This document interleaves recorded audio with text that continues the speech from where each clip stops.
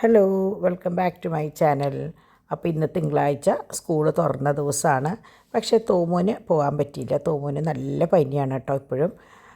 പാച്ചുവിന് കുഴപ്പമൊന്നും ഉണ്ടായില്ല. അവൻ്റെ മിടുക്കനായിട്ട് സ്കൂളിലേക്ക് പോകാനായിട്ട് ഇതാ റെഡി ആയിട്ട് നിൽക്കുകയാണ്. അപ്പോൾ ദേ പോകാനായിട്ട് എന്താ പറയുക, ഇന്ന് ഇരട്ടി എനർജി ആയിട്ടാണ് മൂപ്പര് എണീറ്റേക്കണത് തന്നെ കേട്ടോ. അപ്പോൾ ഞാനിന്ന് എണീക്കാൻ കുറച്ച് ലേറ്റായി. അപ്പോൾ ഞാൻ വീഡിയോസും കാര്യങ്ങളൊക്കെ പിന്നീടാണ് കേട്ടോ എടുത്തത്. അപ്പോൾ അതുകൊണ്ട് തന്നെ ദേ പാച്ചു പോകാനായിട്ട് റെഡി ആയിട്ട് നിൽക്കണു.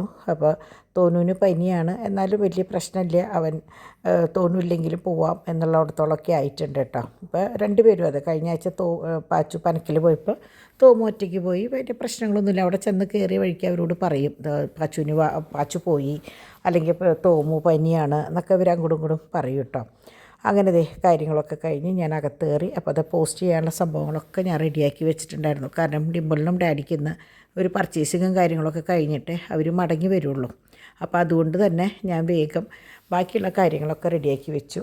അപ്പോൾ രാവിലെ ഇന്ന് മുട്ടച്ചുരുളായിരുന്നു കേട്ടോ. മുട്ടച്ചുരുൾ നിങ്ങൾക്കറിയാമല്ലോ, പലയിടത്തും പല പേരിലാണ്.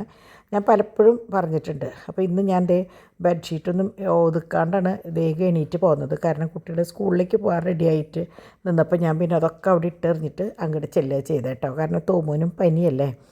അപ്പോൾ അതൊക്കെ കഴിഞ്ഞ് ഞാൻ ഇപ്പുറത്തേക്ക് വന്നു. അപ്പോൾ ഞാൻ എല്ലാവരുടെയും ചായ കുടിയും കാര്യങ്ങളൊക്കെ കഴിഞ്ഞ് ഇറങ്ങിയിട്ടുണ്ടായിരുന്നു. അപ്പോൾ ഞാൻ വേഗം എൻ്റെ ചായയും സംഭവമൊക്കെ എടുത്തിട്ട് സമാധാനത്തിലിരുന്ന് കഴിച്ചു. ഞാൻ വീഡിയോ എടുക്കാൻ മറന്നുപോയി. മുട്ടച്ചുരുളായിരുന്നു, ഞാൻ പറഞ്ഞില്ലേ മുട്ടച്ചുരുളായിരുന്നു എന്നുള്ളത്. അപ്പോൾ എളുപ്പപ്പണിയാണ്. മുട്ടച്ചുരുളെന്നൊക്കെ പറയുമ്പോൾ എളുപ്പമാണ്. ഒന്നുമില്ല, മുട്ടയും മൈദയും പാലാണെങ്കിൽ പാൽ, അല്ലെങ്കിൽ കുറച്ച് വെള്ളമായാലും സാരിൽ ഒരു തുണ്ട് ഉപ്പിട്ടിട്ട് നല്ലോണം വെള്ളം പോലെ ആക്കിയിട്ട് അത് ദോശയിൽ ഒഴിച്ച് മറിച്ചിടണ്ട. ഒന്ന് പരത്തിക്കഴിഞ്ഞാൽ അതിൽ നാളികേരവും പഞ്ചസാരയും കൂടിയിട്ടിട്ട് ആക്കണം. അപ്പോൾ ഇത് നമ്മുടെ വികാരി അച്ഛനാണ്. അങ്ങനെ രാവിലെ ഞങ്ങൾ പകുതിയോളം പരിപാടി കഴിഞ്ഞ് 12 മണിയായപ്പോഴേക്കും 12:30 ആവുന്ന മുമ്പായിട്ട് എനിക്ക് മെസ്സേജ് വന്നു, വികാരി അച്ഛൻ മരിച്ചു എന്ന് പറഞ്ഞിട്ട്. അപ്പോൾ രാവിലെ തന്നെ ഇത്തിരി ക്രിട്ടിക്കൽ സ്റ്റേജിലാണെന്ന് പറഞ്ഞിട്ടുണ്ടായിരുന്നു. അപ്പോൾ ശരിക്കും പറഞ്ഞാൽ നമ്മളുടെ ഈ പരിപാടി നടക്കുമ്പോൾ കൊച്ചച്ഛനാണ് തലേ ദിവസം കെട്ടും കാര്യങ്ങളൊക്കെ ചെയ്തത്.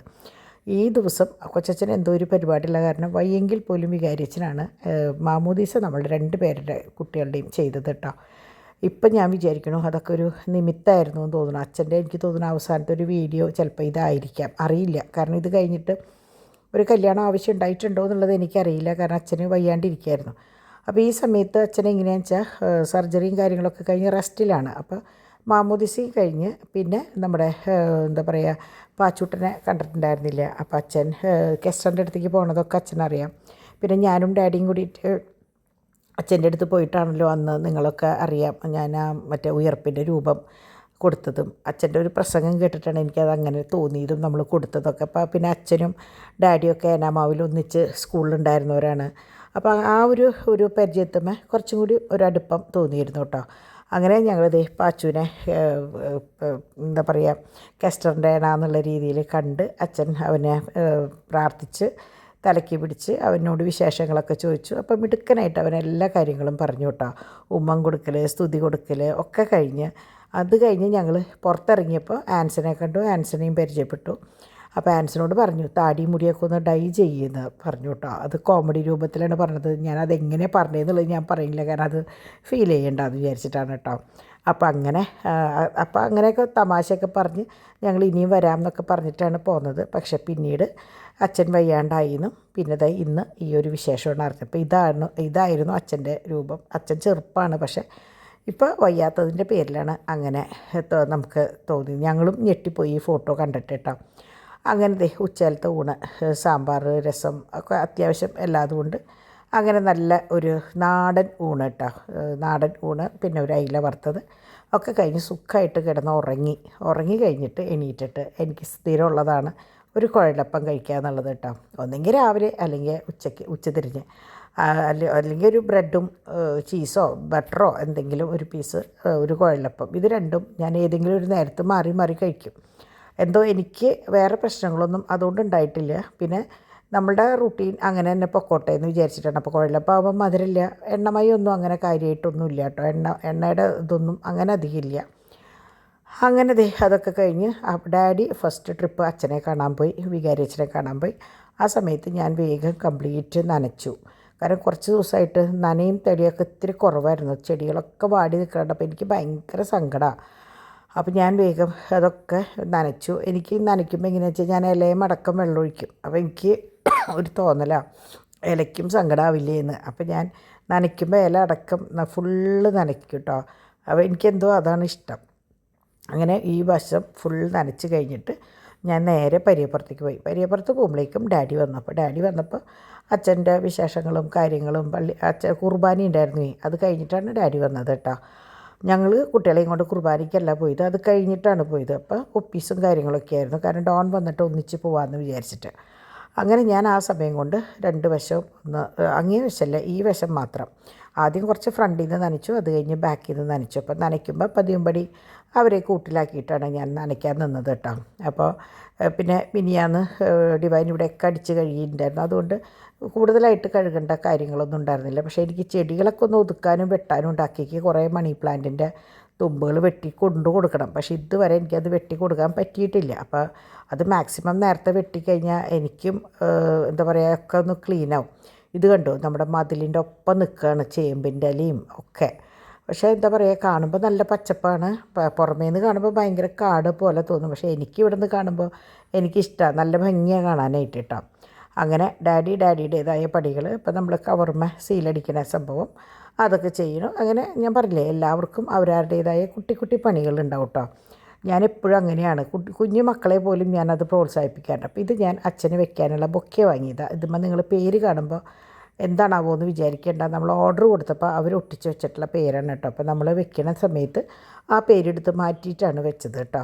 അപ്പോൾ അങ്ങനെ അല്ല, പെട്ടെന്ന് വിചാരിക്കും ഈ പേരടക്കം വെച്ചു എന്ന്. റീത്തുമ്പോൾ സംഭവം പേര് വയ്ക്കും, ബൊക്കേമ്പോൾ നമ്മളങ്ങനെ സാധാരണ വെക്കാറില്ലല്ലോ. അങ്ങനെ ഞങ്ങൾ വേഗം എന്താ പറയുക, ഡോണും ഡിവൈനും ഞങ്ങൾ ഡിംപിളും ഞാനും 3 കുട്ടികളും കൂടിയിട്ടാണ് അച്ഛനെ കാണാൻ പോയത്. ഡാഡി ഓൾറെഡി ഞാൻ പറഞ്ഞില്ലേ പോയിട്ടുണ്ടായിരുന്നു എന്ന്. അങ്ങനെ അവിടെ നല്ല തിരക്കായിരുന്നു. കാരണം എന്താണെന്ന് വെച്ചാൽ ഇവിടെ നിന്ന് പിന്നെ എനിക്ക് തോന്നുന്നു പ്രീസ്റ്റ് ഹൗസ് എന്നാണ് പറഞ്ഞത്, ബിഷപ്പ് പാലസ് ആയിരിക്കണം. അപ്പോൾ അവിടേക്കാണ് രാത്രി കൊണ്ടുപോയി, അവിടെയാണ് രാത്രി വെക്കുന്നത്. നാളെ ഏനാമാവാണ് അച്ഛൻ്റെ വീട്. ഞാൻ പറഞ്ഞില്ലേ ഡാഡിയുടെ അച്ഛൻ വീടാണ് ഏനാമാവ്. അവിടെയാണ് ഇവരൊക്കെ പഠിച്ചത്, ഡാഡിയും അച്ഛനും ഒക്കെ പഠിച്ച് വളർന്നത് ഏനാമാവാണ്. അപ്പോൾ അത് അവിടെ ആണ് നാളെ വീട്ടിൽ വെച്ചിട്ട് അവിടെ പള്ളിയിലാണ് ശവസംസ്കാര കർമ്മങ്ങൾ എന്നാണ് എനിക്ക് മനസ്സിലായത് കേട്ടോ. അപ്പോൾ അതുകൊണ്ട് തന്നെ ഈ പള്ളിയിലേക്കാണ് മാക്സിമം ആൾക്കാർ ഓരോ വശത്തുനിന്നും വന്നിട്ടുള്ളത്. ഓരോ വശത്തുനിന്ന് വന്ന് പള്ളികളിൽ നിന്നും ഓരോ ഇടവകകളിൽ നിന്നും ഒക്കെ വന്ന് അച്ഛനെ കാണാൻ വേണ്ടിയിട്ട്. അപ്പോൾ ഒപ്പീസുകൾ ഇങ്ങനെ തുടർന്ന് നിർത്താണ്ട് ചൊല്ലിക്കൊണ്ടിരിക്കുന്നുണ്ടായിരുന്നു. ഞാൻ ആദ്യമായിട്ടാട്ടോ ഒരു അച്ഛൻ മരിച്ചിട്ടുള്ള ഒരു സംഭവം കാണുന്നത്. കാരണം ഇടവകയിൽ ഒരു അച്ഛൻ മരിക്കുക എന്നൊക്കെ പറഞ്ഞാൽ വല്ലപ്പോഴൊക്കെ നടക്കുന്ന ഒരു കാര്യമാണ്. ഇത് എനിക്ക് എന്താ പറയുക, നമ്മളുടെ കല്യാണം കെട്ടാൻ അല്ലെങ്കിൽ കുട്ടികളുടെ മാമോദിസ കഴിക്കാൻ വേണ്ടി അച്ഛൻ വന്ന പോലെയാണ് എനിക്ക് ഫീൽ ചെയ്തത്. കാരണം ഇതുവരെ ഒരു കാര്യങ്ങൾ നടക്കാണ്ട് തട്ടി നിന്നിട്ട് ഈ അച്ഛൻ വന്നതിന് ശേഷം ആദ്യമൊക്കെ കുറച്ച് തടസ്സങ്ങളുണ്ടെങ്കിലും പിന്നെ പടപടപടാന്ന് ഒരാഴ്ച കൊണ്ട് എല്ലാ കാര്യങ്ങളും നിങ്ങൾക്കറിയാലോ, ഞാൻ പറയാറുണ്ടല്ലോ, നടന്നു. ഈ നിങ്ങളൊന്ന് ആലോചിച്ചറിയാം, ഈ കഴിഞ്ഞ ആഴ്ച നടന്നത് ഈ ആഴ്ചയിലേക്കാണ് വെച്ചിരുന്നതെങ്കിൽ ഇത് കംപ്ലീറ്റ് ഞങ്ങൾ ഒന്നേന്ന് തൊട്ട് തുടങ്ങേണ്ട ഒരവസ്ഥ വന്നേനെ. പക്ഷേ ദൈവം അവിടെയും നമ്മളെ താങ്ങി. കാരണം ശരിക്കും ധ്യാനം കഴിഞ്ഞ് ഒരാഴ്ച കഴിഞ്ഞിട്ട് കെട്ടാം എന്നായിരുന്നു വിചാരിച്ചത്. പക്ഷേ അച്ഛൻ പറഞ്ഞു എന്തിനങ്ങനെ നീട്ടണേ, അതാ വേഗം അവസാനിപ്പിച്ചുകൂടെയും ചോദിച്ചിട്ടാണ് നമ്മൾ 4ഉം 5ഉം തിരഞ്ഞെടുത്തത്. പക്ഷേ എന്തുകൊണ്ടും അത് നന്നായി എന്നുള്ളത് ഇപ്പം നമുക്ക് മനസ്സിലായി. നമ്മളെപ്പോൾ എന്ത് വരുമ്പോഴും നമ്മൾ വിചാരിക്കും എന്തിനാ അങ്ങനെ വന്നേന്ന്. ദൈവം ഒരാൾ മുകളിലിരുന്ന് കൊണ്ട് നമുക്ക് നന്മയ്ക്ക് വേണ്ടിയുള്ള എല്ലാ കാര്യങ്ങളും നിശ്ചയിച്ചിട്ടുണ്ടാവും എന്നുള്ളത് ഇങ്ങനെ ഓരോ സന്ദർഭത്തിലാണ് കേട്ടോ നമുക്ക് മനസ്സിലാവുക. എനിക്ക് സത്യം പറഞ്ഞാൽ അച്ഛൻ മരിച്ചു എന്ന വാർത്ത കേട്ടിട്ട് ഞാൻ ഇങ്ങനെ നിൽക്കുന്ന സമയത്ത് ഒരു മഴയും കൂടി പെയ്തു. നല്ല വെയിലായിരുന്നു. ആ സമയത്ത് ഒരു മഴയും കൂടി പെയ്തപ്പോൾ എനിക്ക് എന്തെന്നാ പറയുക, എന്താണ് ആ സമയത്ത് തോന്നിയതെന്ന് എനിക്കറിയില്ല. കാരണം കഴിഞ്ഞ ആഴ്ച ആയിരുന്നെങ്കിൽ ഈ സംഭവിച്ചത്, അല്ലെങ്കിൽ നമ്മളുടെ കല്യാണം ഈ ആഴ്ചയാണ് ഫിക്സ് ചെയ്തിരുന്നെങ്കിൽ നമ്മൾ എങ്ങനെ ഒരുങ്ങണില്ല എന്ന് പറഞ്ഞാലും നമ്മൾ നമ്മുടേതായ മനസ്സുകൊണ്ടും പിന്നെ പുറമെ എല്ലാവരോടും പറഞ്ഞിട്ടും ഒക്കെ ഒരുങ്ങും.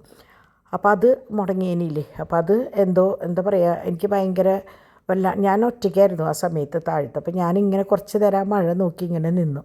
ആ സമയത്ത് എൻ്റെ കുട്ടികളോട് സംസാരിച്ചുകൊണ്ടിരിക്കുകയായിരുന്നു ഗ്രൂപ്പിൽ. അവരോട് ഞാൻ പറഞ്ഞു ഇങ്ങനെയാണ്, ഇത് ഇങ്ങനെ ഉണ്ടായി എന്നൊക്കെ പറഞ്ഞപ്പോൾ അവരും അത് എല്ലാം എന്താ പറയുക, എല്ലാം നന്മയ്ക്ക് എന്ന് പറയില്ലേ, അങ്ങനെ നമ്മൾ എപ്പോഴും എന്തെങ്കിലുമൊക്കെ നന്മ ചെയ്തിട്ടുണ്ടെങ്കിൽ അതിന് തമ്പുരാൻ ഇതുപോലെയാണ് ഓരോ മറുപടിയും കാര്യങ്ങളും നമുക്ക് വേണ്ടി ചെയ്തു തരാമെന്നുള്ളതിന് ഉത്തമ ഉദാഹരണമാണ് ഇവരുടെ കല്യാണവും മാമോദീസയും അച്ഛൻ്റെ മരണവും.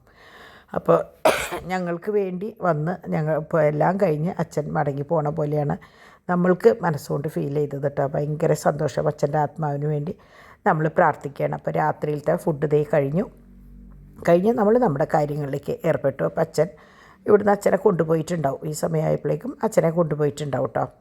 അപ്പോൾ ഇതൊക്കെ നമ്മുടെ ലോക്കറ്റും കാര്യങ്ങളാണ്. അപ്പോൾ ലാവൻഡർ, വൈറ്റ്, പിന്നെ അത് രണ്ടും വലുത്, പിന്നെ ചെറുത് ബ്ലാക്കും റൂബി ഒക്കെ ഉണ്ട് കേട്ടോ. അപ്പോൾ അങ്ങനെ അത് കുഞ്ഞ് സാധാരണ മാലകളിൽ ഇടാനായിട്ട് പറ്റുന്ന ലോക്കറ്റുകളാണ്. കുഞ്ഞ് നൂലും ഇടാനല്ല, സാധാരണ ഒരു 8 പിടി മാലേമ അല്ലെങ്കിൽ 6 പിടി മാലേമയ്ക്ക് ഇടാൻ പറ്റുന്ന ലോക്കറ്റുകൾ. ഇതിന് വേണമെങ്കിൽ ഇതുപോലെ റൂബി വൈറ്റോ ലാവൻഡറോ ഒക്കെ സ്റ്റഡുകളും കുഞ്ഞ് സ്റ്റഡുകളും ഉണ്ട് കേട്ടോ. അങ്ങനെ എല്ലാ പരിപാടികളും കഴിഞ്ഞ് തോമോന് ഇപ്പോഴും പനിയുണ്ട്. പനി തണുത്തു, ബോഡി തണുത്തെങ്കിലും അവന് ഭയങ്കര ക്ഷീണമുണ്ട്.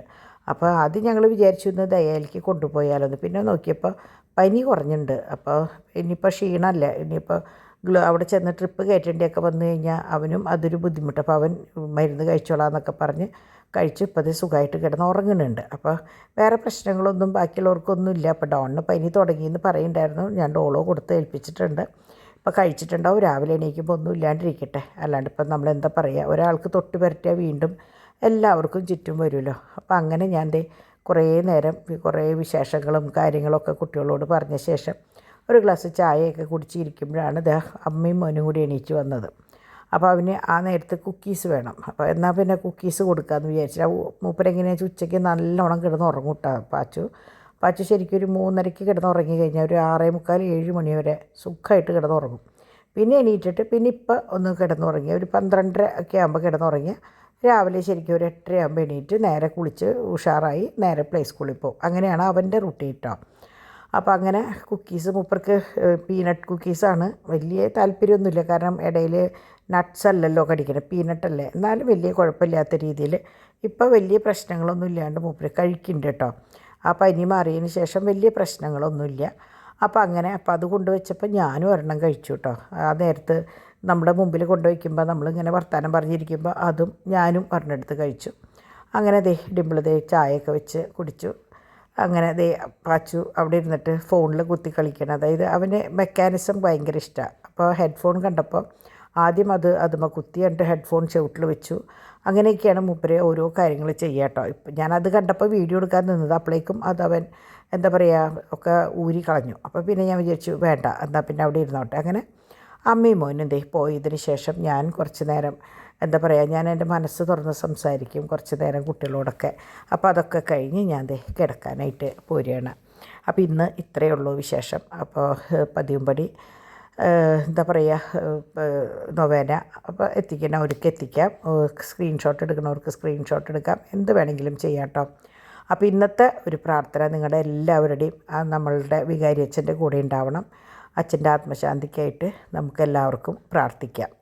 അപ്പോൾ ഇത്രയേ ഉള്ളൂ ഇന്നത്തെ വീഡിയോ. നാളെ അച്ഛൻ്റെ ശവസംസ്കാര കർമ്മമൊക്കെയാണ് ഏനാമാവ് പള്ളിയിൽ വെച്ചിട്ടാണ്. അപ്പോൾ അവിടെ അടുത്ത പ്രദേശത്തുള്ളവരുണ്ടെങ്കിൽ പോവുക, കാണുക, അച്ഛന് വേണ്ടി പ്രാർത്ഥിക്കുക. അപ്പോൾ ഇത്രയേ ഉള്ളൂ ഇന്നത്തെ വിശേഷങ്ങൾ കേട്ടോ. നാളെ നല്ലൊരു എന്താ പറയുക ദിവസമാവട്ടെ എല്ലാവർക്കും എന്ന് ആശംസിച്ചുകൊണ്ട് ഞാൻ ഇന്നത്തെ വീഡിയോ ഇവിടെ അവസാനിപ്പിക്കണം കേട്ടോ. നാളെ നല്ലൊരു വീഡിയോ ആയിട്ട് ഞാൻ വേഗം വരാം. അതുവരയ്ക്ക് എല്ലാവർക്കും ബൈ.